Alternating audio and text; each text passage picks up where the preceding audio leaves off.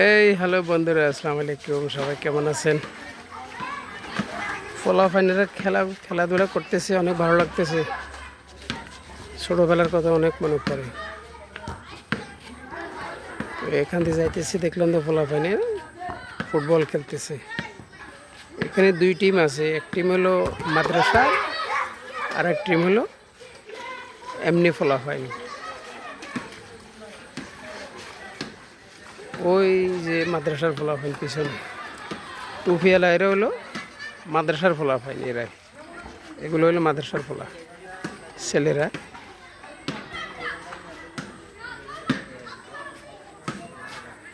আর এর হলো এমনি।